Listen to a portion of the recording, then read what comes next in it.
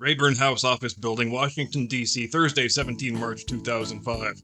Completing one of the swiftest and most calamitous falls from grace in American cultural history, former St. Louis Cardinals first baseman Mark McGwire, testifying before the House Committee on Government Reform on the subject of steroid abuse in sports, wins the gold medal at the lying, feckless douchebag Olympics by refusing to talk about steroid abuse, instead repeating several dozen times with all the conviction of a man invoking his Fifth Amendment protections the now immortal words, I'm not here to talk about the past.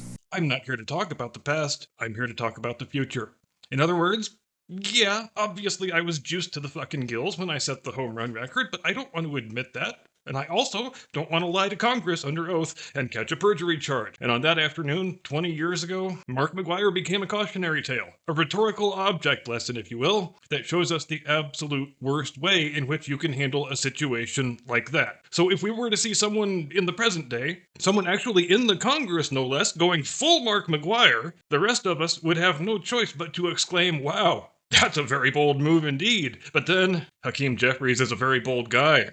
Either that, or he's the most comically inept party leader in the history of the United States. I guess the jury's still out on that one, though, really. But whatever the proximate cause, whatever the animating factor, Hakeem Jeffries has concluded, for reasons that can only be guessed at, that the best way to respond to the great Joe Biden dementia scandal of 2025 is by going full McGwire. He's even been doing the exact Mark McGwire quote in McGwire's exact words. It's kind of amazing. We're not looking backward. We're going to continue to look forward. Certainly, I think President Biden made the decision not to seek re-election. It's a decision that House Democrats strongly supported. We're not here to talk about the past. We're here to look forward. Let's talk about the future. The first time I heard it, I was beside myself. I couldn't believe it. I was like, did Hakeem just go full McGwire? I'm not here to talk about the past. You never go full McGwire. We're not looking backward. We're going to continue to look forward. I had to rewind the video and everything, rewatch it again. We're not looking backward. We're going to continue to look forward. But yeah, by God, that really is what he said. And then he was nice enough to remove any and all doubt by going full McGwire